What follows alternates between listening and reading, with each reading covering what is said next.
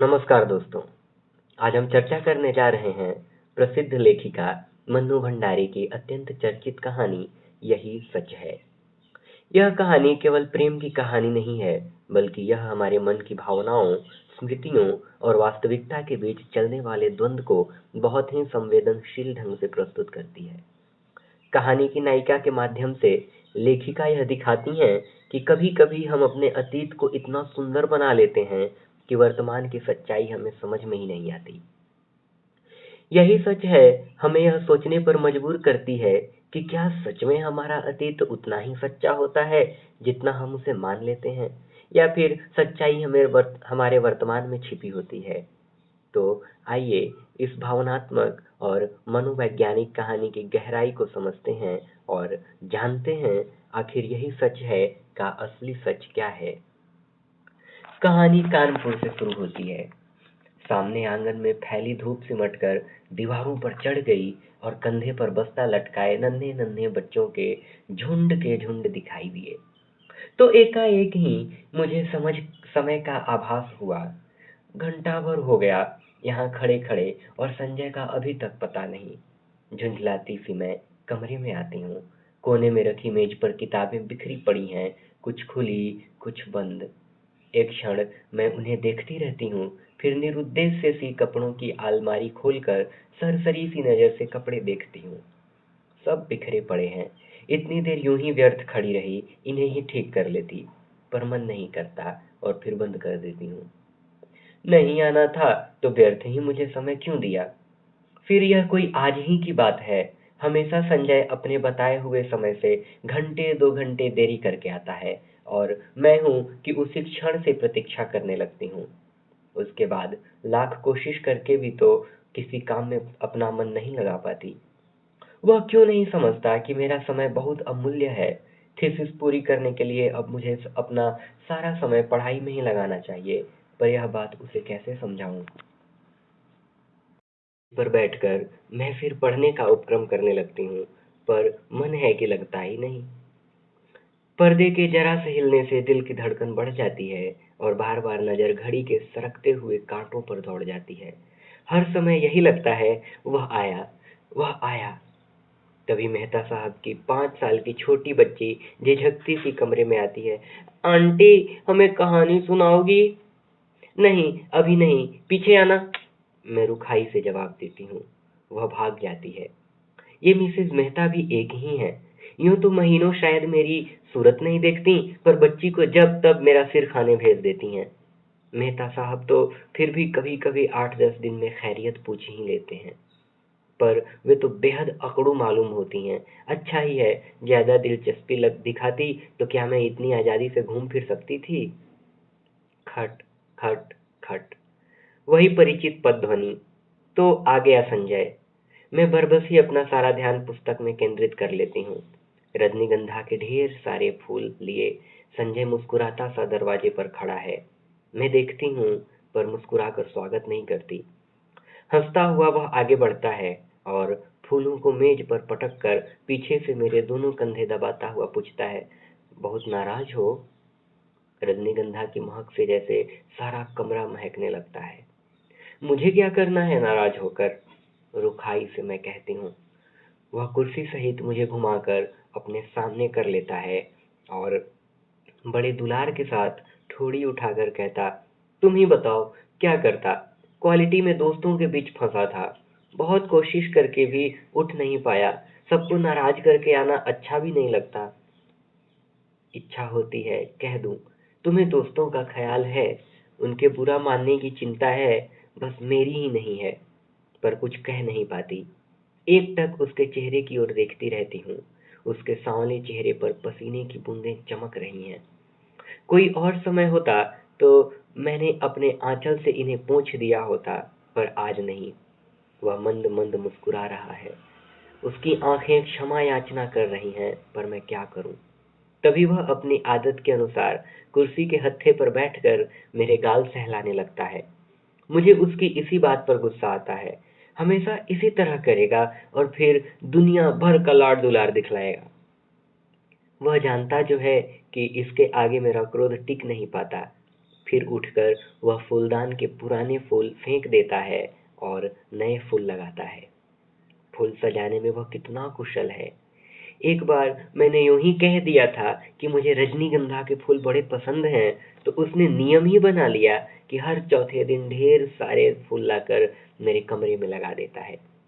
और अब तो मुझे भी ऐसी आदत हो गई है कि एक दिन भी कमरे में फूल ना हो तो न पढ़ने में मन लगता है न सोने में। ये फूल जैसे संजय की उपस्थिति का आभास देते रहते हैं। थोड़ी देर बाद हम घूमने निकल जाते हैं। एकाएक ही मुझे ईरा के पत्र की बात याद आती है, जो बात सुनने के लिए मैं सवेरे से ही आतुर थी। इस गुस्सेबाजी में जाने कैसे उसे ही भूल गई। सुनो, ईरा ने लिखा है कि किसी दिन भी मेरे पास इंटरव्यू का बुलावा आ सकता है। मुझे तैयार रहना चाहिए। कहाँ, कलकत्ता से? कुछ याद करते हुए संजय पूछता है और फिर एकाएक ही उछल पड़ता है। यदि तुम्हें वह जॉब मिल जाए तो मजा आ जाए दीपा, मजा आ जाए।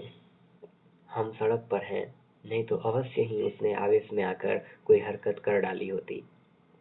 जाने क्यों मुझे उसका इस प्रकार प्रसन्न होना अच्छा नहीं लगता। क्या वह चाहता है कि मैं कलकत्ता चली जाऊं उससे दूर?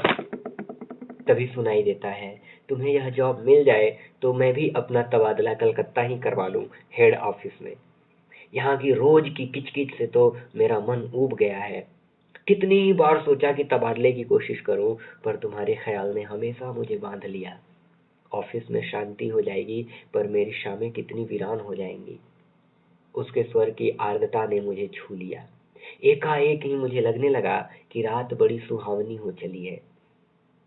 हम दूर निकलकर अपनी प्रिय टोकरी पर जाकर बैठ जाते हैं। दूर दूर तक हल्की सी चांदनी फैली हुई है और शहर की तरह यहाँ का वातावरण धुएं से भरा हुआ नहीं है। वह दोनों पैर फैलाकर बैठ जाता है और घंटों मुझे अपने ऑफिस के झगड़े की बात सुनाता है और फिर कलकत्ता जाकर साथ जीवन बिताने की योजनाएं बनाता है। मैं कुछ नहीं बोलती, बस एकटक उसे देखती हूँ, देखती रहती हूँ। जब वह चुप हो जाता है तो बोलती हूँ, मुझे तो इंटरव्यू में जाते हुए बड़ा डर लगता है। पता नहीं कैसे क्या पूछते होंगे। मेरे लिए तो यह पहला ही मौका है। वह खिलखिलाकर हंस पड़ता है। तुम भी एक ही मूर्ख हो। घर से दूर यहाँ कमरा लेकर अकेली रहती हो, रिसर्च कर रही हो, दुनिया भर में घूमती फिरती हो और इंटरव्यू के नाम से डर लगता है, क्यों? और गाल पर हल्की सी चपत जमा देता है। फिर समझाता हुआ कहता है, और देखो, आजकल ये इंटरव्यू आदि तो सब दिखावा मात्र होते हैं। वहाँ किसी जान पहचान वाले से इन्फ्लुएंस डलवाना जाकर। पता तो मेरे लिए एकदम नई जगह है। वहाँ ईरा को छोड़कर मैं किसी को जानती भी नहीं। अब उन लोगों की कोई जान पहचान हो तो बात दूसरी है, असहाय सी मैं कहती हूँ। और किसी को नहीं जानती? फिर मेरे चेहरे पर नजरें गड़ाकर पूछता है। निशित भी तो वही है। होगा, मुझे क्या करना है उससे? मैं एकदम ही भन्ना कर जवाब देती हूँ। पता नहीं क्यों मुझे लग ही रहा था कि अब वह यही बात कहेगा। कुछ नहीं करना, वह छेड़ने के लहजे में कहता है। और मैं भभक पड़ती हूँ। देखो संजय, मैं हजार बार तुमसे कह चुकी हूँ कि उसे लेकर मुझसे मजाक मत किया करो। मुझे हर तरह का मजाक जरा भी पसंद नहीं है। वह खिलखिलाकर हंस पड़ता है, पर मेरा तो मूड ही खराब हो जाता है। हम लौट पड़ते हैं। वह मुझे खुश करने के इरादे से मेरे कंधे पर हाथ रख देता है। मैं झपट कर हाथ हटा देती हूँ। क्या कर रहे हो? कोई देख लेगा तो क्या कहेगा? कौन है यहाँ जो देख लेगा? और देख लेगा तो देख ले, आप ही कूढ़ेगा। नहीं, हमें पसंद नहीं है यह बेशर्मी। और सच ही मुझे रास्ते में ऐसी हरकतें पसंद नहीं हैं, चाहे रास्ता निर्जन ही क्यों न हो। पर है तो रास्ता ही। फिर कानपुर जैसी जगह कमरे में लौटकर मैं उसे बैठने को कहती हूँ, पर वह बैठता नहीं, बस बाहों में भरकर एक बार चूम लेता है। यह भी जैसे उसका रोज का नियम है। वह चला जाता है। मैं बाहर बालकनी में निकलकर उसे देखती रहती हूँ। उसका आकार छोटा होते होते सड़क के मोड़ पर जाकर लुप्त हो जाता है। मैं उधर ही देखती रहती हूँ, निरुद्देश्य सी, खोई खोई सी। फिर आकर पढ़ने बैठ जाती हूँ। रात में सोती हूँ तो देर तक मेरी आंखें मेज पर लगे रजनीगंधा के फूलों को ही निहारती रहती हैं। जाने क्यों अक्सर मुझे भ्रम हो जाता है कि ये फूल नहीं है, मानो संजय की अनेकानेक आंखें हैं जो मुझे देख रही हैं, सहला रही हैं, दुलरा रही हैं। और अपने को यूं असंख्य आंखों से निरंतर देखे जाने की कल्पना से ही मैं लजा जाती हूँ। मैंने संजय को भी एक बार यह बात बताई थी तो वह खूब हंसा था और फिर मेरे गालों को सहलाते हुए उसने कहा था कि मैं पागल हूँ, निरी मूर्खा हूँ। कौन जाने, शायद उसका कहना ही ठीक हो, शायद मैं पागल ही हूँ। कानपुर। मैं जानती हूँ संजय का मन निशित को लेकर जब तब सशंकित हो उठता है, पर मैं उसे कैसे विश्वास दिलाऊं कि मैं निशित से नफरत करती हूँ। उसकी याद मात्र से मेरा मन घृणा से भर उठता है। फिर 18 वर्ष की आयु में किया हुआ प्यार भी कोई प्यार होता है? भला नीरा बचपन होता है, महज पागलपन। उसमें आवेश रहता है पर स्थायित्व नहीं, गति रहती है पर गहराई नहीं। जिस वेग से वह आरंभ होता है, जरा सा झटका लगने पर उसी वेग से टूट भी जाता है। और उसके बाद आहों, आंसुओं और सिसकियों का एक दौर, सारी दुनिया की निस्सारता और आत्महत्या करने के अनेकानेक संकल्प और फिर एक तीखी घृणा। जैसे ही जीवन को दूसरा आधार मिल जाता है, उन सबको भूलने में एक दिन भी नहीं लगता। फिर तो वह सब ऐसी बेवकूफ़ी लगती है जिस पर बैठकर घंटों हंसने की तबीयत होती है। तब एकाएक ही इस बात का एहसास होता है कि ये सारे आंसू, ये सारी आहें उस प्रेम के लिए नहीं थीं, वरन जीवन की उस रिक्तता और शून्यता के लिए थीं जिसने जीवन को नीरस बनाकर बोझिल कर दिया था। तभी तो संजय को पाते ही मैं निशित को भूल गई। मेरे आंसू हंसी में बदल गए और आहों की जगह किलकारियां गूंजने लगीं। पर संजय है कि जब तब निशित की बात को लेकर व्यर्थ ही खिन्न सा हो उठता है। मेरे कुछ कहने पर वह खिलखिला अवश्य पड़ता है, पर मैं जानती हूँ वह पूर्ण रूप से आश्वस्त नहीं है। उसे कैसे बताऊं कि मेरे प्यार का, मेरी कोमल भावनाओं का, भविष्य की मेरी अनेकानेक योजनाओं का एकमात्र केंद्र संजय ही है। यह बात दूसरी है कि चांदनी रात में किसी निर्जन स्थान में पेड़ तले बैठकर भी मैं अपनी थीसिस की बात करती हूँ, या वह अपने ऑफिस के मित्रों की बातें करता है, या हम किसी और विषय पर बात करने लगते हैं। पर इस सब का यह मतलब तो नहीं कि हम प्रेम नहीं करते। वह क्यों नहीं समझता कि आज हमारी भावुकता यथार्थ में बदल गई है। सपनों की जगह हम वास्तविकता में जीते हैं। हमारे प्रेम को परिपक्वता मिल गई है, जिसका आधार पाकर वह अधिक गहरा हो गया है, स्थायी हो गया है। पर संजय को कैसे समझाऊं यह सब?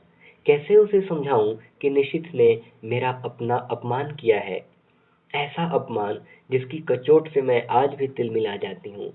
संबंध तोड़ने से पहले एक बार तो उसने मुझे बताया होता कि आखिर मैंने ऐसा कौन सा अपराध कर डाला था जिसके कारण उसने मुझे इतना कठोर दंड दे डाला।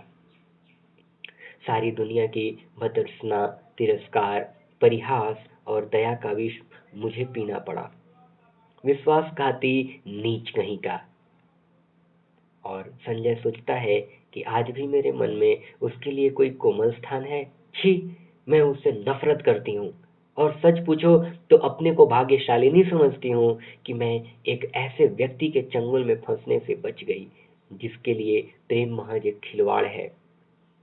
संजय, यह तो सोचो कि यदि ऐसी कोई भी बात होती तो क्या मैं तुम्हारे आगे, तुम्हारी हर उचित अनुचित चेष्टा के आगे यूं आत्मसमर्पण करती, तुम्हारे चुंबनों और आलिंगनों में अपनों को यूं बिखरने देती? जानते हो, विवाह से पहले कोई भी लड़की किसी को इन सब का अधिकार नहीं देती, पर मैंने दिया। क्या केवल इसीलिए नहीं कि मैं तुम्हें प्यार करती हूँ, बहुत बहुत प्यार करती हूँ। विश्वास करो संजय, तुम्हारा मेरा प्यार ही सच है।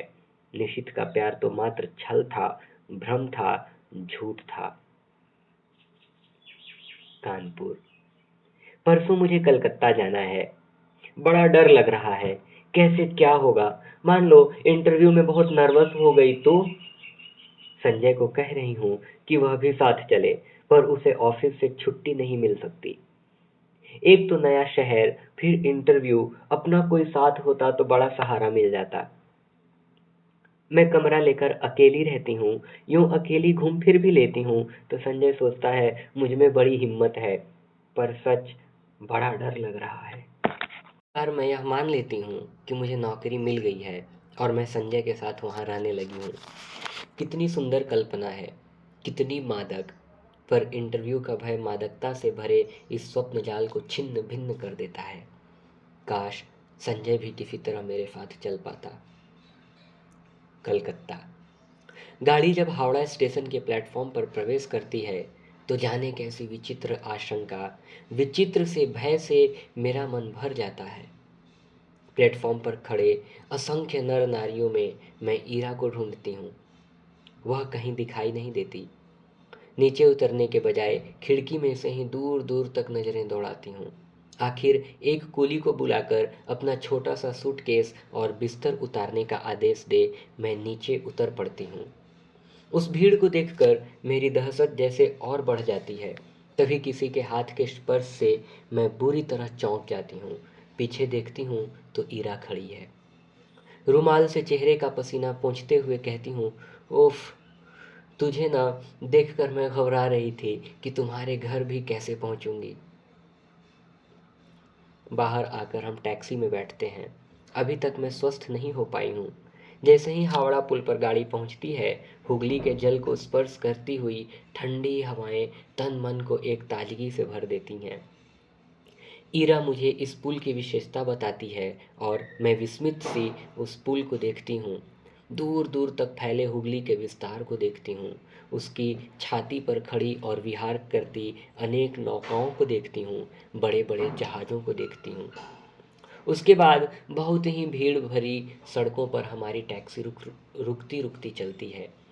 ऊंची ऊंची इमारतों और चारों ओर के वातावरण से कुछ विचित्र सी विराटता का आभास होता है और इस सब के बीच जैसे मैं अपने को बड़ा खोया खोया सा महसूस करती हूँ। कहाँ पटना और कानपुर और कहाँ यह कलकत्ता। मैंने तो आज तक कभी बहुत बड़े शहर देखे ही नहीं। सारी भीड़ को चीरकर हम रेड रोड पर आ जाते हैं। चौड़ी शांत सड़क, मेरे दोनों ओर लंबे चौड़े खुले मैदान। क्यों हीरा, कौन कौन लोग होंगे इंटरव्यू में? मुझे तो बड़ा डर लग रहा है। अरे सब ठीक हो जाएगा, तू और डर। हम जैसे डरे तो कोई बात भी है। जिसने अपना सारा कैरियर अपने आप बनाया वह भला इंटरव्यू में डरे? फिर कुछ देर ठहर कर कहती है, अच्छा भैया, अच्छा भैया भाभी तो पटना ही होंगे। जाती है कभी उनके पास भी या नहीं? कानपुर आने के बाद एक बार गई थी। कभी कभी यूं ही पत्र लिख देती हूँ। भाई कमाल के लोग हैं, बहन को भी नहीं निभा सके। मुझे यह प्रसंग कतई पसंद नहीं। मैं नहीं चाहती कि कोई इस विषय पर बात करे। मैं मौन ही रहती हूँ। ईरा का छोटा सा घर है, सुंदर ढंग से सजाया हुआ। उसके पति के दौरे पर जाने की बात सुनकर पहले तो मुझे अफसोस हुआ था। वे होते तो कुछ मदद ही करते, पर फिर एकाएक लगा कि उनकी अनुपस्थिति में मैं शायद अधिक स्वतंत्रता का अनुभव कर सकूं। उनका बच्चा भी बड़ा प्यारा है। शाम को ईरा मुझे कॉफ़ी हाउस ले जाती है। अचानक मुझे वहाँ निशित दिखाई देता है। मैं सकपका कर नज़र घुमा लेती हूँ, पर वह हमारी मेज पर ही आ पहुँचता है। विवश होकर मुझे उधर देखना पड़ता है, नमस्कार भी करना पड़ता है, ईरा का परिचय भी करवाना पड़ता है। ईरा पास की कुर्सी पर बैठने का निमंत्रण दे देती है। मुझे लगता है मेरी सांस रुक जाएगी। कब आई? आज सवेरे ही। अभी ठहरोगी? ठहरी कहाँ हो? जवाब ईरा देती है।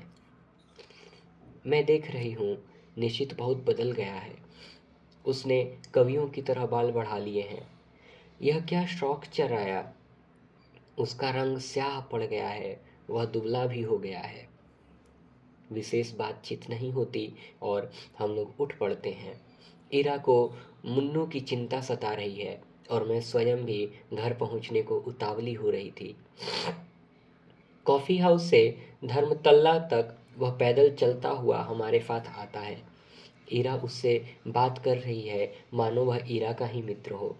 इरा अपना पता समझा देती है और वह दूसरे दिन 9 बजे आने का वायदा करके चला जाता है। पूरे 3 साल बाद निशित का यूं मिलना, न चाह कर भी जैसे सारा अतीत आंखों के सामने खुल जाता है। बहुत दुबला हो गया है निशित, लगता है जैसे मन में कहीं कोई गहरी पीड़ा छिपाए बैठा है। मुझसे अलग होने का दुख तो नहीं साल रहा है इसको। कल्पना चाहे कितनी भी मधुर क्यों न हो, एक तृप्ति युक्त आनंद देने वाली क्यों न हो, पर मैं जानती हूँ यह झूठ है। यदि ऐसा ही था तो कौन उसे कहने गया था कि तुम इस संबंध को तोड़ दो। उसने अपनी इच्छा से ही तो यह सब किया था। एकाएक ही मेरा मन कटु हो उठता है। यही तो है वह व्यक्ति जिसने मुझे अपमानित करके सारी दुनिया के सामने छोड़ दिया था, महज उपहास का पात्र बनाकर। ओह, क्यों नहीं मैंने उसे पहचानने से इनकार कर दिया। जब वह मेज के पास आकर खड़ा हुआ तो क्यों नहीं मैंने कह दिया कि माफ़ कीजिए, मैं आपको पहचानती नहीं। जरा उसका खिसियाना तो देखती। वह कल भी आएगा। मुझे उसे साफ साफ मना कर देना चाहिए था कि मैं उसकी सूरत भी नहीं देखना चाहती, मैं उससे नफरत करती हूँ। अच्छा है, आए कल। मैं उसे बता दूंगी कि जल्दी ही मैं संजय से विवाह करने वाली हूँ। यह भी बता दूंगी कि मैं पिछला सब कुछ भूल चुकी हूँ। यह भी बता दूंगी कि मैं उससे घृणा करती हूँ और उसे ज़िंदगी में कभी माफ़ नहीं कर सकती। यह सब सोचने के साथ साथ जाने क्यों मेरे मन में यह बात भी उठ रही थी कि 3 साल हो गए, अभी तक निशित ने विवाह क्यों नहीं किया। करे ना करे मुझे क्या। क्या वह आज भी मुझसे कुछ उम्मीद रखता है? मूर्ख कहीं का। संजय, मैंने तुमसे कितना कहा था कि तुम मेरे साथ चलो, पर तुम नहीं आए। इस समय जबकि मुझे तुम्हारी इतनी इतनी याद आ रही है, बताओ मैं क्या करूं। कलकत्ता। नौकरी पाना इतना मुश्किल है, इसका मुझे गुमान तक नहीं था। इरा कहती है कि 150 की नौकरी के लिए खुद मिनिस्टर तक सिफारिश करने पहुंच जाते हैं, फिर यह तो 300 का जॉब है। निशित सवेरे से शाम तक इसी चक्कर में भटका है, यहाँ तक कि उसने अपने ऑफिस से भी छुट्टी ले ली है। वह क्यों मेरे काम में इतनी दिलचस्पी ले रहा है? उसका परिचय बड़े बड़े लोगों से है और वह कहता है कि जैसे भी होगा वह काम मुझे दिलाकर ही मानेगा, पर आखिर क्यों? कल मैंने सोचा था कि अपने व्यवहार की रुखाई से मैं स्पष्ट कर दूंगी कि अब वह मेरे पास न आए। 8:45 के करीब जब मैं अपने टूटे हुए बाल फेंकने खिड़की पर गई तो देखा घर से थोड़ी दूर पर निशित टहल रहा है। वही लंबे बाल, कुर्ता पाजामा। तो वह समय से पहले ही आ गया। संजय होता तो 11 के पहले नहीं पहुंचता। समय पर पहुंचना तो वह जानता ही नहीं। उसे यूं चक्कर काटते देख मेरा मन जाने कैसा हो आया, और जब वह आया तो मैं चाह कर भी कटु नहीं हो सकी। मैंने उसे कलकत्ता आने का मकसद बताया तो लगा कि वह बड़ा प्रसन्न हुआ। वहीं बैठे बैठे फ़ोन करके उसने इस नौकरी के संबंध में सारी जानकारी प्राप्त कर ली। कैसे क्या करना होगा उसकी योजना भी बना डाली। बैठे बैठे फ़ोन से ऑफिस को सूचना भी दे दी कि आज वह ऑफिस नहीं आएगा। विचित्र स्थिति मेरी हो रही थी। उसके इस अपनत्व भरे व्यवहार को मैं स्वीकार भी नहीं कर पा रही थी, नकार भी नहीं पाती थी। सारा दिन मैं उसके साथ घूमती रही, पर काम की बात के अतिरिक्त उसने एक भी बात नहीं की। मैंने कई बार चाहा कि संजय की बात बता दूं, पर बता नहीं सकी। सोचा कहीं वह सुनकर यह दिलचस्पी लेना कम न कर दे। उसने आज भर के प्रयत्नों से ही मुझे काफ़ी उम्मीद हो चली थी। यह नौकरी मेरे लिए कितनी आवश्यक है, मिल जाए तो संजय कितना प्रसन्न होगा। हमारे विवाहित जीवन के आरंभिक दिन कितने सुख में बीतेंगे। शाम को हम घर लौटते हैं। मैं उसे बैठने को कहती हूँ, पर वह बैठता नहीं, बस खड़ा ही रहता है। उसके चौड़े ललाट पर पसीने की बूंदें चमक रही हैं। एकाएक ही मुझे लगता है इस समय संजय होता तो मैं अपने आंचल से उसका पसीना पोंछ देती और वह क्या बिना बाहों में भरे, बिना प्यार किए यूं ही चला जाता। अच्छा, तो चलता हूँ। यंत्र चालित से मेरे हाथ जुड़ जाते हैं। वह लौट पड़ता है और मैं ठगी सी देखती रहती हूँ। सोते समय मेरी आदत है कि संजय के लाए हुए फूलों को निहारती रहती हूँ। यहाँ वे फूल नहीं हैं तो बड़ा सूना सूना सा लग रहा है। पता नहीं संजय, तुम इस समय क्या कर रहे हो? 3 दिन हो गए किसी ने बाहों में भरकर प्यार तक नहीं किया। कलकत्ता। आज सवेरे मेरा इंटरव्यू हो गया है। मैं शायद बहुत नर्वस हो गई थी और जैसे उत्तर मुझे देने चाहिए वैसे नहीं दे पाई, पर निशित ने आकर बताया कि मेरा चुना जाना करीब करीब तय हो गया है। मैं जानती हूँ यह सब निशित की वजह से ही हुआ। ढलते सूरज की धूप निशित के बाएं गाल पर पड़ रही थी और सामने बैठा निशित इतने दिन बाद एक बार फिर मुझे बड़ा प्यारा सा लगा। मैंने देखा मुझसे ज़्यादा वह प्रसन्न है। वह कभी किसी का एहसान नहीं लेता, पर मेरी खातिर उसने न जाने कितने लोगों का एहसान लिया। आखिर क्यों? क्या वह चाहता है कि मैं कलकत्ता आकर रहूं उसके साथ, उसके पास? एक अजीब सी पुलक से मेरा तन मन सिहर उठता है। वह ऐसा क्यों चाहता है? उसका ऐसा चाहना बहुत गलत है, बहुत अनुचित है। मैं अपने मन को समझाती हूँ, ऐसी कोई बात नहीं है। शायद वह केवल मेरे प्रति किए गए अन्याय का प्रतिकार करने के लिए यह सब कर रहा है। पर क्या वह समझता है कि उसकी मदद से नौकरी पाकर मैं उसे क्षमा कर दूंगी या जो कुछ उसने किया है उसे भूल जाऊंगी? असंभव। मैं कल ही उसे संजय की बात बता दूंगी। आज तो इस खुशी में पार्टी हो जाए। काम की बात के अलावा यह पहला वाक्य मैं उसके मुंह से सुनती हूँ। मैं ईरा की ओर देखती हूँ। वह प्रस्ताव का समर्थन करके भी मुन्नू की तबीयत का बहाना लेकर अपने को काट लेती है। अकेले जाना मुझे कुछ अटपटा सा लगता है।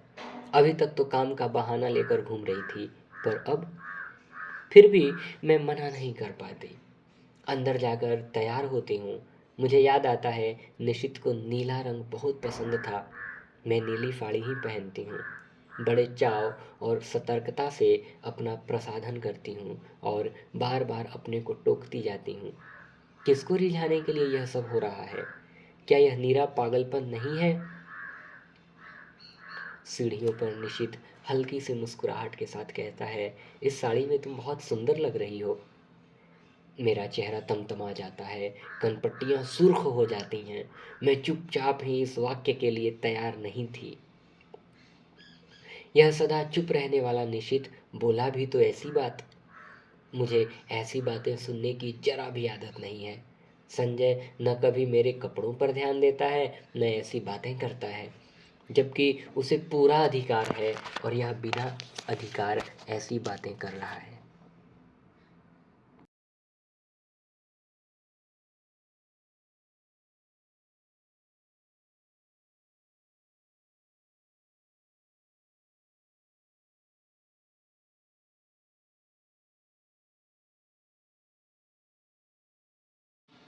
पर जाने क्या है कि मैं उस पर नाराज़ नहीं हो पाती हूँ, बल्कि एक पुलक में सिहरन महसूस करती हूँ।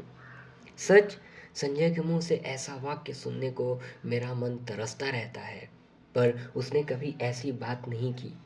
पिछले 2.5 साल से मैं संजय के साथ रह रही हूँ। रोज ही शाम को हम घूमने जाते हैं।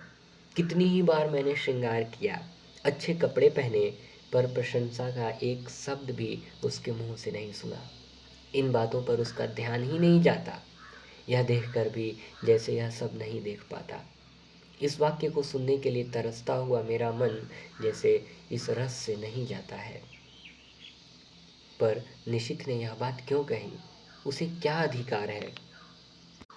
क्या सचमुच ही उसे अधिकार नहीं है? नहीं है। जाने कैसी मजबूरी है, कैसी व्यवस्था है कि मैं इस बात का जवाब नहीं दे पाती हूँ। निश्चयात्मक दृढ़ता से नहीं कह पाती कि साथ चलते इस व्यक्ति को सचमुच ही मेरे विषय में ऐसी अवांछित बात कहने का कोई अधिकार नहीं है। हम दोनों टैक्सी में बैठते हैं। मैं सोचती हूँ आज मैं इसे संजय की बात बता दूंगी। स्काई रूम, निफित टैक्सी वाले को आदेश देता है। टुन की घंटी के साथ मीटर डाउन होता है और टैक्सी हवा से बातें करने लगती है। निशित बहुत सतर्कता से कोने में बैठा है। बीच में इतनी जगह छोड़कर कि यदि हिचकोला खाकर भी टैक्सी रुके तो हमारा स्पर्श न हो। हवा के झोंके से मेरी रेशमी साड़ी का पल्लू उसके समूचे बदन को स्पर्श करता हुआ उसकी गोद में पड़कर फरफराता है। वह उसे हटाता नहीं है।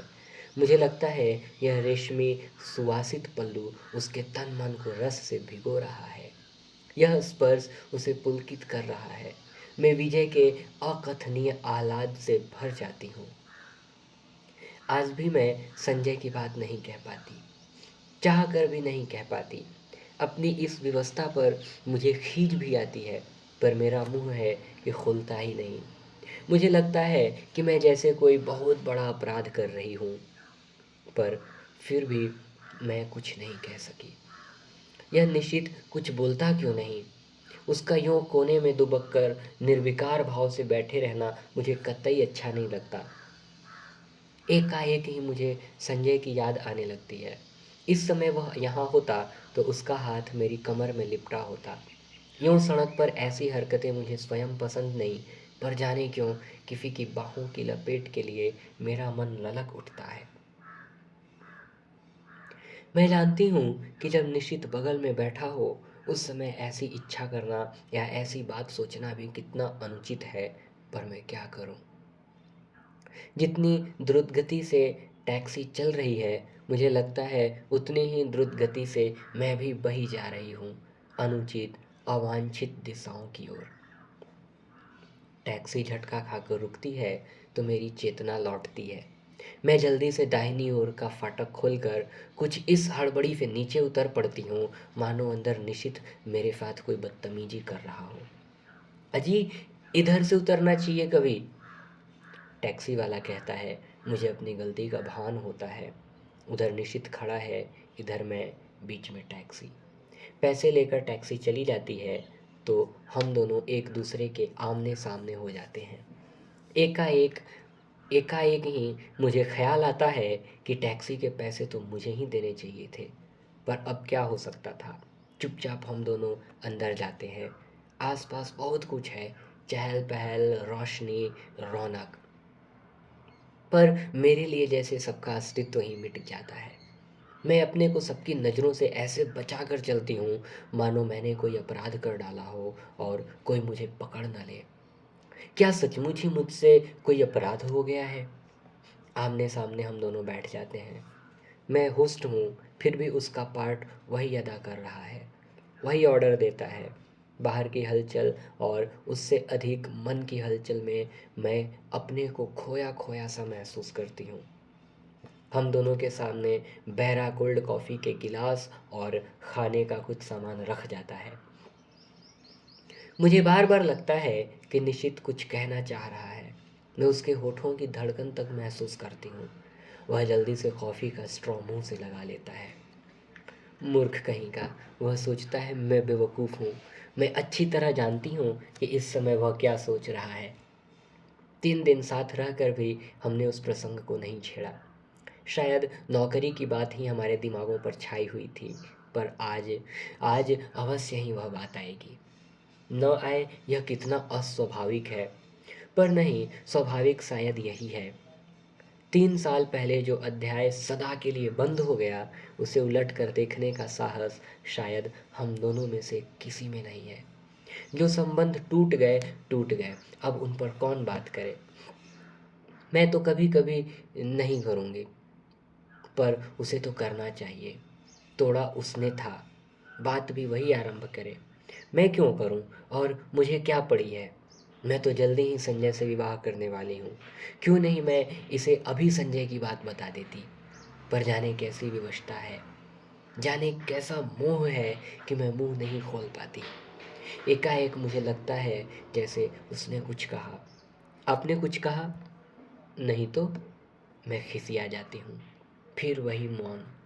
खाने में मेरे जरा भी मन नहीं लग रहा है, पर यंत्र चालित सी मैं खा रही हूँ। शायद वह भी ऐसे ही खा रहा है। मुझे फिर लगता है कि उसके होंठ फड़क रहे हैं और स्ट्रॉ पकड़े हुए उंगलियां कांप रही हैं। मैं जानती हूँ वह पूछना चाहता है, दीपा, तुमने मुझे माफ़ तो कर दिया ना? वह पूछ ही क्यों नहीं लेता? मान लो यदि पूछ ही ले तो क्या मैं कह सकूंगी कि मैं तुम्हें ज़िंदगी भर माफ़ नहीं कर सकती? मैं तुमसे नफ़रत करती हूँ, मैं तुम्हारे साथ घूम फिर ली या कॉफ़ी पी ली तो यह मत समझो कि मैं तुम्हारे विश्वासघात की बात को भूल गई हूँ। और एकाएक ही पिछला सब कुछ मेरी आँखों के आगे तैरने लगता है। पर यह क्या? असह्य अपमानजनित पीड़ा, क्रोध और कटुता क्यों नहीं याद आती? मेरे सामने तो पटना में गुजारी सुहानी संध्याओं और चांदनी रातों के वो चित्र उभर कर आते हैं जब घंटों समीप बैठ मौन भाव से हम एक दूसरे को निहारा करते थे। बिना स्पर्श किए भी जाने कैसी मादकता तन मन को विभोर किए रहती थी, जाने कैसी तन्मयता में हम डूबे रहते थे। एक विचित्र सी स्वप्निल दुनिया में मैं कुछ बोलना भी चाहती तो वह मेरे मुंह पर उंगली रख कर कहता, आत्मीयता के ये क्षण अनकहे ही रहने दो दीपा। आज भी तो हम मौन ही हैं, एक दूसरे के निकट ही हैं। क्या आज भी हम आत्मीयता के उन्हीं क्षणों में गुजर रहे हैं? मैं अपनी सारी शक्ति लगाकर चीख पड़ना चाहती हूँ, नहीं नहीं नहीं, पर कॉफी सिप करने के अतिरिक्त मैं कुछ नहीं कर पाती। मेरा यह विरोध हृदय की न जाने कौन सी अतल गहराइयों में डूब जाता है। निशित मुझे बिल नहीं देने देता। एक विचित्र सी भावना मेरे मन में उठती है कि छीना झपटी में किसी तरह मेरा हाथ इसके हाथ से छू जाए। मैं अपने स्पर्श से उसके मन के तारों को झंझना देना चाहती हूँ, पर वैसा अवसर नहीं आता। बिल वही देता है, मुझसे तो विरोध भी नहीं किया जाता। मन में प्रचंड तूफान, पर फिर भी निर्विकार भाव से मैं टैक्सी में आकर बैठती हूँ। फिर वही मौन, वही दूरी। पर जाने क्या है कि मुझे लगता है कि निशित मेरे बहुत निकट आ गया है, बहुत ही निकट। बार बार मेरा मन करता है कि क्यों नहीं निशित मेरा हाथ पकड़ लेता, क्यों नहीं मेरे कंधे पर हाथ रख देता। मैं जरा भी बुरा नहीं मानूंगी, जरा भी नहीं। पर वह कुछ भी नहीं करता। सोते समय रोज की तरह मैं आज भी संजय का ध्यान करते हुए ही सोना चाहती हूँ, पर निश्चित है कि बार बार संजय की आकृति को हटाकर स्वयं आ खड़ा होता है। कलकत्ता। अपनी मजबूरी पर खींच खींच जाती हूँ। आज कितना अच्छा मौका था सारी बात बता देने का, पर मैं जाने कहाँ भटकी थी कि कुछ भी नहीं बता पाई। शाम को मुझे निशित अपने साथ लेक ले गया। पानी के किनारे हम घास पर बैठ गए। कुछ दूर पर काफी भीड़ भाड़ और चहल पहल थी, पर यह स्थान अपेक्षाकृत शांत था। सामने लेक के पानी में छोटी छोटी लहरें उठ रही थीं। चारों ओर के वातावरण का कुछ विचित्र सा भाव मन पर पड़ रहा था। अब तो तुम यहाँ आ जाओगी, मेरी ओर देखकर उसने कहा। हाँ, नौकरी के बाद क्या इरादा है? मैंने देखा उसकी आंखों में कुछ जानने की आतुरता फैलती जा रही है, शायद कुछ कहने की भी। मुझसे कुछ जानकर वह अपनी बात कहेगा। कुछ नहीं, जाने क्यों मैं यह कह गई। कोई है जो मुझे कचोटे डाल रहा है। क्यों नहीं मैं बता देती कि नौकरी के बाद मैं संजय से विवाह करूंगी। मैं संजय से प्रेम करती हूँ, वह मुझसे प्रेम करता है। वह बहुत अच्छा है, वह मुझे तुम्हारी तरह धोखा नहीं देगा। पर मैं कुछ भी तो नहीं कह पाती। अपनी इस बेबसी पर मेरी आंखें छल छला आती हैं। मैं दूसरी ओर मुंह फेर लेती हूँ। तुम्हारे यहाँ आने से मैं बहुत खुश हूँ। मेरी सांस जहाँ की तहाँ रुक जाती हैं आगे के शब्द सुनने के लिए, पर शब्द नहीं आते। बड़ी कातर, करुण और याचना भरी दृष्टि से मैं उसे देखती हूँ, मानो कह रही हूँ कि तुम कह क्यों नहीं देते निशित कि आज भी तुम मुझे प्यार करते हो, तुम मुझे सदा अपने पास रखना चाहते हो, जो कुछ हो गया है उसे भूलकर तुम मुझसे विवाह करना चाहते हो। कह दो निशित, कह दो। यह सुनने के लिए मेरा मन अकुला रहा है, छटपटा रहा है। मैं बुरा नहीं मानूंगी, जरा भी बुरा नहीं मानूंगी। मान ही कैसे सकती हूँ निशित? इतना सब हो जाने के बाद भी शायद मैं तुम्हें प्यार करती हूँ। शायद नहीं, सचमुच ही मैं तुमसे प्यार करती हूँ।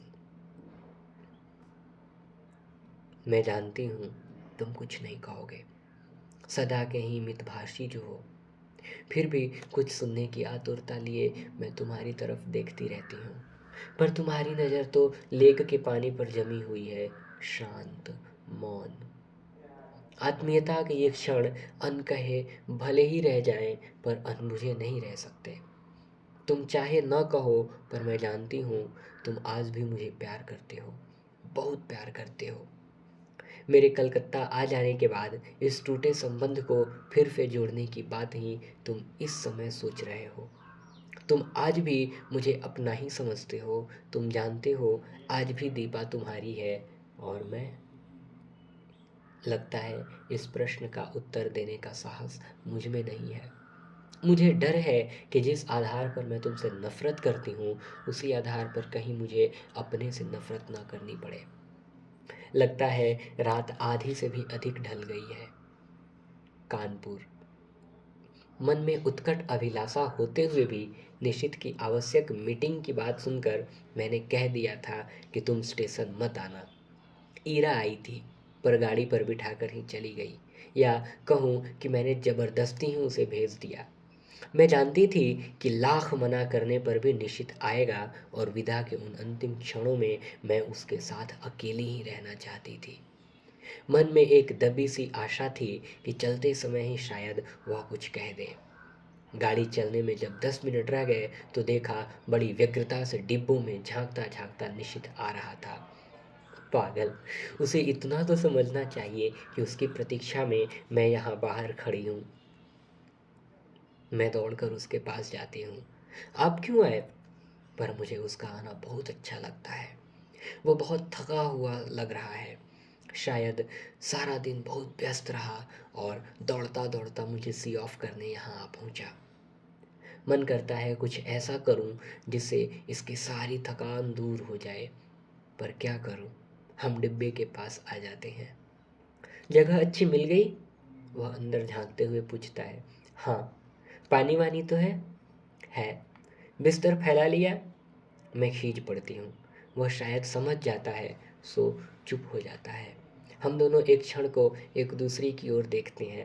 मैं उसकी आंखों में विचित्र सी छायाएं देखती हूँ, मानो कुछ है जो उसके मन में घूट रहा है, उसे मथ रहा है, पर वह कह नहीं पा रहा है। वह क्यों नहीं कह देता? क्यों नहीं अपने मन की इस घुटन को हल्का कर लेता? आज भीड़ विशेष नहीं है। चारों ओर नज़र डालकर वह कहता है, मैं भी एक बार चारों ओर देख लेती हूँ। पर नज़र मेरी बार बार घड़ी पर ही जा रही है। जैसे जैसे समय सरक रहा है, मेरा मन किसी गहरे अवसाद में डूब रहा है। मुझे कभी उस पर दया आती है तो कभी खीज। गाड़ी चलने में केवल 3 मिनट बाकी रह गए हैं। एक बार फिर हमारी नज़रें मिलती हैं। ऊपर चढ़ जाओ, अब गाड़ी चलने वाली है। बड़ी असहाय सी नज़र से मैं उसे देखती हूँ, मानो कह रही हूँ तुम ही चढ़ा दो, और फिर धीरे धीरे चढ़ जाती हूँ। दरवाजे पर मैं खड़ी हूँ और वह नीचे प्लेटफॉर्म पर। जाकर पहुँचने की खबर देना। जैसे ही मुझे इधर कुछ निश्चित रूप से मालूम होगा तुम्हें सूचना दूंगा। मैं कुछ बोलती नहीं, बस उसे देखती रहती हूँ। सीटी, हरी झंडी, फिर फीटी। मेरी आंखें छल छला आती हैं। गाड़ी एक हल्के से झटके के साथ सरकने लगती है। वह गाड़ी के साथ कदम आगे बढ़ाता है और मेरी हाथ पर धीरे से अपना हाथ रख देता है। मेरा रोम रोम सिहर उठता है। मन करता है चिल्ला पड़ूं। मैं सब समझ गई निशित, सब समझ गई।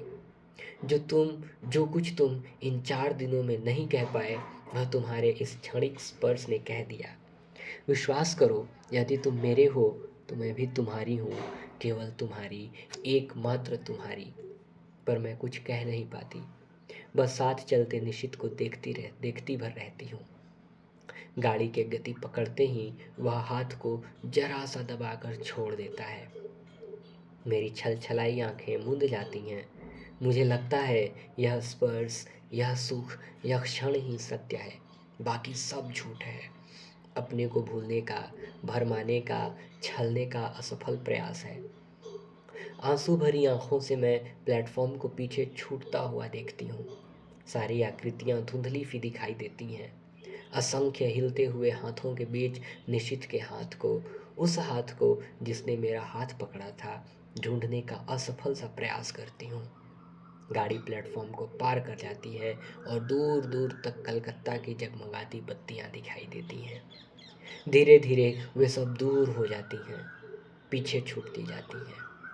मुझे लगता है यह दैत्याकार ट्रेन मुझे मेरे घर से कहीं दूर ले जा रही है, अनदेखी अनजानी राहों में गुमराह करने के लिए, भटकाने के लिए।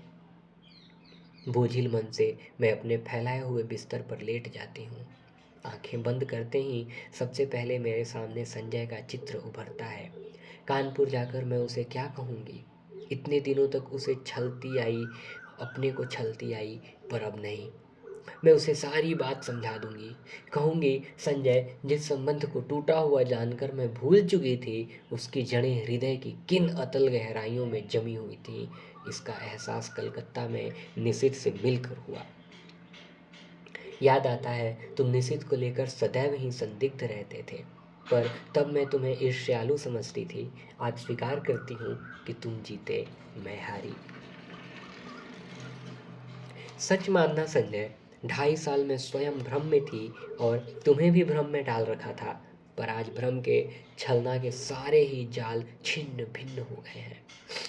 मैं आज भी निशित को प्यार करती हूँ, और यह जानने के बाद एक दिन भी तुम्हारे साथ और छल करने का दुस्साहस कैसे करूँ। आज पहली बार मैंने अपने संबंधों का विश्लेषण किया, तो जैसे सब कुछ ही स्पष्ट हो गया, और जब मेरे सामने सब कुछ स्पष्ट हो गया तो तुमसे कुछ भी नहीं छिपाऊंगी। तुम्हारे सामने मैं चाहूँ तो भी झूठ नहीं बोल सकती। आज लग रहा है तुम्हारे प्रति मेरे मन में जो भी भावना है वह प्यार की नहीं, केवल कृतज्ञता की है। तुमने मुझे उस समय सहारा दिया था जब अपने पिता और निश्चित को खोकर मैं चूर चूर हो चुकी थी। सारा संसार मुझे वीरान नजर आने लगा था। उस समय तुमने अपने स्नेहिल स्पर्श से मुझे जिला दिया। मेरा मुरझाया मरा मन हरा हो उठा। मैं कृतकृत्य हो उठी और समझने लगी कि मैं तुमसे प्यार करती हूँ। पर प्यार की बेसुध घड़ियाँ, वे विभोर क्षण, तन्मयता के वे पल जहाँ शब्द चूक जाते हैं, हमारे जीवन में कभी नहीं आए। तुम ही बताओ, आए कभी? तुम्हारे असंख्य आलिंगनों और चुंबनों के बीच भी एक क्षण के लिए भी तो मैंने कभी तन मन की सुध बिसरा देने वाली पुलक या मादकता का अनुभव नहीं किया। सोचती हूँ, निशित के चले जाने के बाद मेरे जीवन में एक विराट शून्यता आ गई थी। एक खोखलापन आ गया था। तुमने उसकी पूर्ति की। तुम पूरक थे। मैं गलती से तुम्हें प्रियतम समझ बैठी। मुझे क्षमा कर दो संजय, और लौट जाओ। तुम्हें मुझ जैसी अनेक दीपाएं मिल जाएंगी जो सचमुच ही तुम्हें प्रियतम की तरह प्यार करेंगी। आज एक बात अच्छी तरह जान गई हूँ कि प्रथम प्रेम ही सच्चा प्रेम होता है। बाद में किया हुआ प्रेम तो अपने को भूलने का, भरमाने का प्रयास मात्र होता है। इसी तरह की असंख्य बातें मेरे दिमाग में आती हैं जो मैं संजय से कहूँगी, कह सकूँगी यह सब, लेकिन कहना तो होगा ही। उसके साथ अब एक दिन भी छल नहीं कर सकती। मन से किसी और की आराधना करके तन से उसकी होने का अभिनय करती रहूं। छी, नहीं जानती यही सब सोचते सोचते मुझे कब नींद आ गई। लौट कर अपना कमरा खोलती हूँ तो देखती हूँ सब कुछ ज्यों का त्यों है। सिर्फ फूलदान के रजनीगंधा मुरझा गए हैं। कुछ फूल झड़कर जमीन पर इधर उधर भी बिखर गए हैं। आगे बढ़ती हूँ तो जमीन पर पड़ा एक लिफाफा दिखाई देता है। संजय की लिखाई है।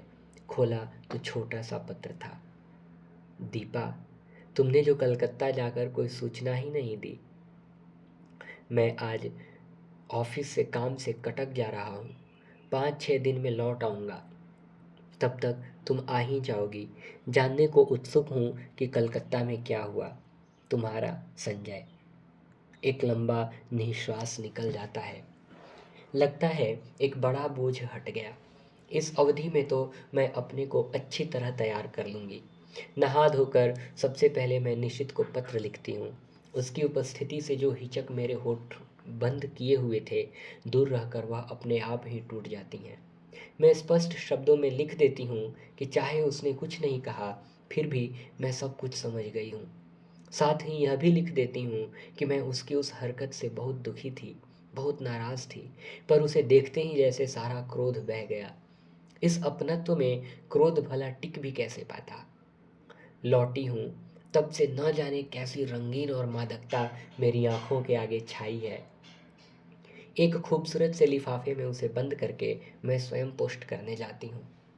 रात में सोती हूँ तो अनायास ही मेरी नज़र सूने फूलदान पर जाती है। मैं करवट बदल कर सो जाती हूँ। कानपुर। आज निशित को पत्र लिखे 5वां दिन है। मैं तो कल ही उसे पत्र की राह देख रही थी, पर आज की भी दोनों डांकें निकल गईं। जाने कैसा सूना सूना, अनमना अनमना लगता रहा सारा दिन। किसी भी तो काम में जी नहीं लगता। क्यों नहीं लौटती डाक से ही उत्तर दे दिया जाए। समझ में नहीं आता कैसे समय गुजारूं। मैं बाहर बालकनी में जाकर खड़ी हो जाती हूँ। एकाएक ख्याल आता है, पिछले 2.5 सालों से करीब इसी समय यहीं खड़ी होकर मैंने संजय की प्रतीक्षा की है। क्या आज मैं संजय की प्रतीक्षा कर रही हूँ या मैं निशित के पत्र की परीक्षा कर रही हूँ। शायद किसी की नहीं, क्योंकि जानती हूँ कि दोनों में से कोई भी नहीं आएगा। फिर निरुद्देश्य सी कमरे में लौट पड़ती हूँ। शाम का समय मुझसे घर में नहीं काटा जाता। रोज ही तो संजय के साथ घूमने निकल जाया करती थी। लगता है यहीं बैठी रही तो दम ही घुट जाएगा। कमरा बंद करके मैं अपने को धकेलती सी सड़क पर ले आती हूँ। शाम का धुंधलका मन के बोझ को और भी बढ़ा देता है। कहाँ जाऊँ। लगता है जैसे मेरी राहें भटक गई हैं, मंजिल खो गई है। मैं स्वयं नहीं जानती आखिर मुझे जाना कहाँ है। फिर भी निरुद्देश्य सी चलती रहती हूँ, पर आखिर कब तक यूँ भटकती रहूँ। हार कर लौट पड़ती हूँ। आते ही मेहता साहब की बच्ची तार का एक लिफाफा देती है। धड़कते दिल से मैं उसे खोलती हूँ। ईरा का तार था। नियुक्ति हो गई है, बधाई। इतनी बड़ी खुशखबरी पाकर भी जाने क्या है कि खुश नहीं हो पाती। यह खबर तो निश्चित भेजने वाला था। एकाएक ही एक विचार मन में आता है, क्या जो कुछ मैं सोच गई वह नीरा भ्रम ही था, मात्र मेरी कल्पना, मेरा अनुमान। नहीं नहीं, उस पर्स को मैं भ्रम कैसे मान लूं जिसने मेरे तन मन को डुबो दिया था, जिसके द्वारा उसके हृदय की एक एक परत मेरे सामने खुल गई थी। लेख पर बिताए उन मधुर क्षणों को भ्रम कैसे मान लूं जहां उसका मौन ही मुखरित होकर सब कुछ कह गया था। आत्मीयता के वे अनकहे क्षण, तो फिर उसके पत्र क्यों नहीं लिखा। क्या कल उसका पत्र आएगा। क्या आज भी उसे वही ही चक्र रोके हुए है। तभी सामने की घड़ी टन टन करके 9 बजाती है। मैं उसे देखती हूँ, यह संजय की लाई हुई है। लगता है जैसे यह घड़ी घंटे सुना सुना कर मुझे संजय की याद दिला रही है। फहराते ये हरे पर्दे, यह हरी बुक रैक, यह टेबल, यह फूलदान, सभी तो संजय के ही लाए हुए हैं। मेज पर रखा यह पेन उसने मुझे सालगिरह पर लाकर दिया था। उसकी चेतना के इस बिखरे सूत्रों को समेटकर मैं फिर पढ़ने का प्रयास करती हूँ, पर पढ़ नहीं पाती। हार कर मैं पलंग पर लेट जाती हूँ। सामने के फूलदान का सूनापन मेरे मन के सूनेपन को और अधिक बढ़ा देता है। मैं कसकर आंखें मूंद लेती हूँ। एक बार फिर मेरी आंखों के आगे लेक का स्वच्छ नीला जल उभर आता है, जिसमें छोटी छोटी लहरें उठ रही थीं। उस जल की ओर देखते हुए निशित की आकृति उभर आती है। वह लाख जल की ओर देखे, पर चेहरे पर अंकित उसके मन की हलचल को मैं आज भी इतनी दूर रहकर भी महसूस करती हूँ। कुछ न कह पाने की मजबूरी, उसकी विवशता, उसकी घुटन आज भी मेरे सामने साकार हो उठती है। धीरे धीरे लेक के पानी का विस्तार सिमटता जाता है और एक छोटी सी राइटिंग टेबल में बदल जाता है, और मैं देखती हूँ कि एक हाथ में पेन लिए और दूसरे हाथ की उंगलियों को बालों में उलझाए निशित बैठा है, वही मजबूरी, वही विवशता, वही घुटन लिए। वह चाहता है पर जैसे लिख नहीं पाता। वह कोशिश करता है पर उसका हाथ बस कांप कर रह जाता है। ओह, लगता है उसकी घुटन मेरा दम घोंट कर रख देगी। मैं एकाएक ही आंखें खोल देती हूँ, वही फूलदान, पर्दे, मेज, घड़ी। आखिर आज निशित का पत्र आ गया। धड़कते दिल से मैंने उसे खोला। इतना छोटा पत्र। प्रिय दीपा, तुम अच्छी तरह पहुंच गई, यह जानकर प्रसन्नता हुई। तुम्हें अपनी नियुक्ति का तार तो मिल ही गया होगा। मैंने कल ही इराजी को फ़ोन करके सूचना दे दी थी और उन्होंने बताया था कि तार दे देंगी। ऑफिस की ओर से भी सूचना मिल जाएगी। इस सफलता के लिए मेरी ओर से हार्दिक बधाई स्वीकार करना। सच मैं बहुत खुश हूँ कि तुम्हें यह काम मिल गया। मेहनत सफल हो गई। शेष फिर शुभेच्छा, निशित। बस धीरे धीरे पत्र के सारे शब्द आंखों के आगे लुप्त होते जा रहे हैं। रह जाता है केवल शेष फिर। तो अभी उसके पास कुछ लिखने को शेष है। क्यों नहीं लिख दिया उसने अभी? क्या लिखेगा वह? दीप। मैं मुड़कर दरवाजे की ओर देखती हूँ। रजनीगंधा के ढेर सारे फूल लिए मुस्कुराता सा संजय खड़ा है। एक क्षण में संज्ञा शून्य सी उसे इस तरह देखती हूँ मानो पहचानने की कोशिश कर रही हूँ। वह आगे बढ़ता है तो मेरी खोई हुई चेतना लौटती है और विक्षिप्त सी दौड़कर उससे लिपट जाती हूँ। क्या हो गया है तुम्हें? पागल हो गई हो क्या? तुम कहाँ चले गए थे संजय? और मेरा स्वर टूट जाता है। अनायास ही आंखों से आंसू बह चलते हैं। क्या हो गया? कलकत्ता का काम नहीं मिला क्या? मारो भी गोली काम को। तुम इतनी परेशान क्यों हो रही हो उसके लिए? पर मुझसे कुछ नहीं बोला जाता। बस मेरी बाहों की जकड़ कसती जाती है, कसती जाती है। रजनीगंधा की महक धीरे धीरे मेरे तन मन पर छा जाती है। तभी मैं अपने भाल पर संजय के अधरों का स्पर्श महसूस करती हूँ और मुझे लगता है यह स्पर्श, यह सुख, यह क्षण ही सत्य है। वह सब झूठ था, मिथ्या था, भ्रम था और हम दोनों एक दूसरे के आलिंगन में बंधे रहते हैं, चुंबित प्रति चुंबित। आपने मुझे सुना। आपका बहुत बहुत आभार। धन्यवाद।